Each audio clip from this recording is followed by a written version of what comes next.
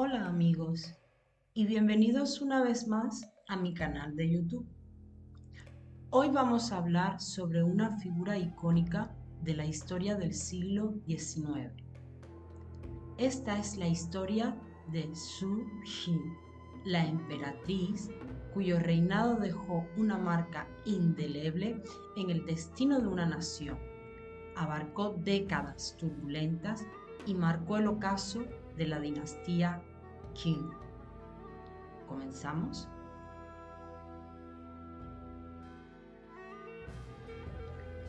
Zhu Xi nació en 1835 en una familia de bajo rango perteneciente al estandarte del borde azul. A pesar de su humilde origen, su madre provenía de una familia de mayor prestigio, el clan Nihol. Tras pasar parte de su infancia en Wuhu, Zhu Xi regresó a Pekín, donde su destino tomaría un giro inesperado. En 1851 fue convocada a la corte para participar en la selección de esposas para el emperador Xian Feng. A pesar de su origen modesto, Zhu Xi fue una de las pocas elegidas. Como consorte de sexto rango, inicialmente ocupaba una posición humilde en la corte imperial. Sin embargo, su habilidad para leer y escribir en chino y manchú, así como su astucia política, pronto captaron la atención de aquellos que estaban en el poder.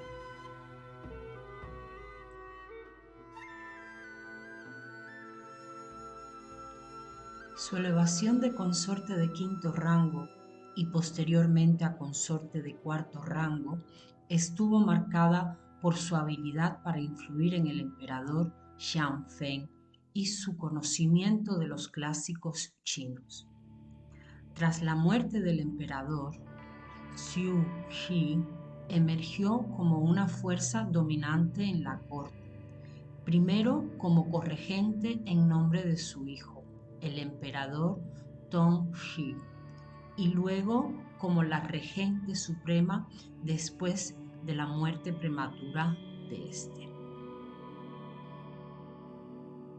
En sus primeros años de regencia, China se encontraba en un periodo de cambio y desafío, conocida como la era de regeneración.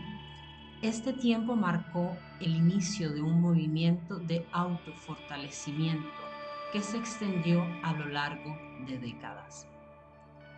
Las potencias occidentales, interesadas en el vasto mercado chino, forzaron a China a firmar tratados desfavorables, estableciendo reparaciones de guerra y abriendo el país al comercio del opio y la presencia de misioneros cristianos.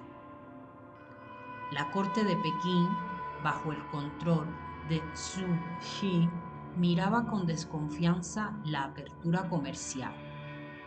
Los abusos de los misioneros occidentales y la resistencia de la élite a la industrialización llevaron a un giro conservador en las políticas de la emperatriz.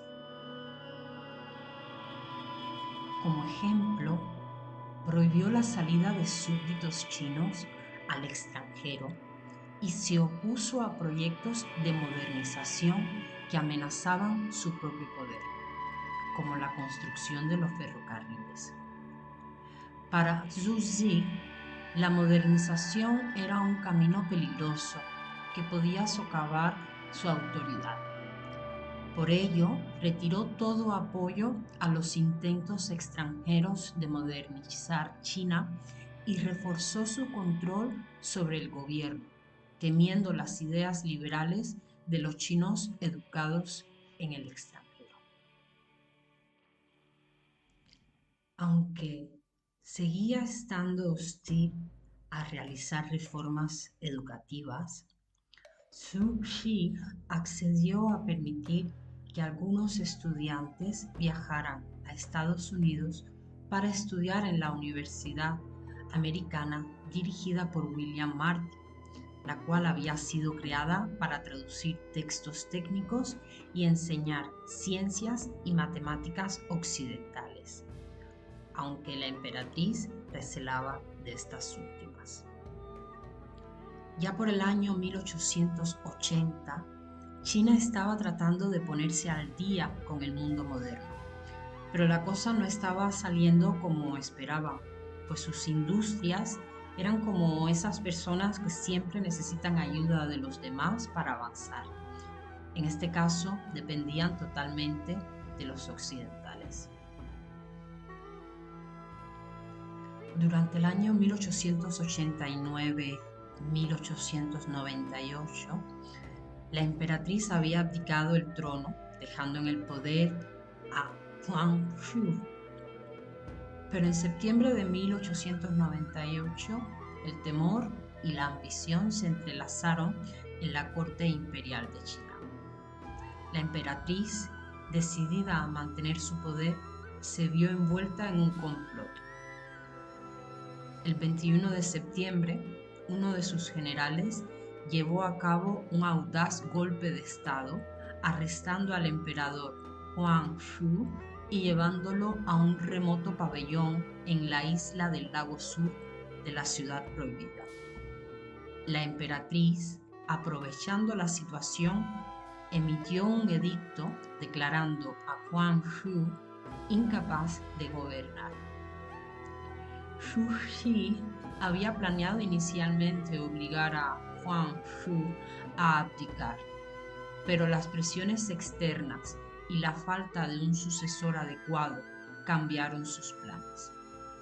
Así, optó por mantener a Huang Shu bajo arresto, mientras mantenía la ficción de que él seguía reinando bajo su tutela. Un acto de astucia política que aseguró su dominio sobre el imperio chino. En 1899, un año después de su regreso al poder, la emperatriz se enfrentó a uno de los desafíos más grandes de su reinado, la rebelión de los Boxers. Estos rebeldes, con su enfoque conservador y xenófobo, pusieron a prueba la capacidad de su liderazgo. Al principio, ella intentó manipular la situación a su favor, pero pronto perdió el control. Finalmente, tras 55 días de asedio, se firmó el Protocolo Boxer en septiembre de 1901, que exigía compensaciones económicas y reformas en China. Zhu Xi aceptó los términos para evitar un mayor conflicto. Tras el trauma de la rebelión, la emperatriz regresó a la ciudad prohibida con una nueva perspectiva. Comenzó a implementar reformas educativas y modernizadoras, demostrando una apertura inesperada hacia Occidente. En sus últimos años, Zhu Xi se mostró más receptiva tanto a la modernidad como a las nuevas tecnologías. El 14 de noviembre de 1908, la emperatriz Zhu Xi falleció, dejando un legado complejo y controvertido. Su reinado estuvo marcado por desafíos y transformaciones, pero su determinación y astucia la convirtieron en una figura inolvidable de la historia china. Así concluye nuestro viaje a través de la vida y legado de Zhu Xi, la emperatriz de China. En un mundo dominado por hombres, ella desafió las expectativas y dejó una marca indeleble en la historia de una nación.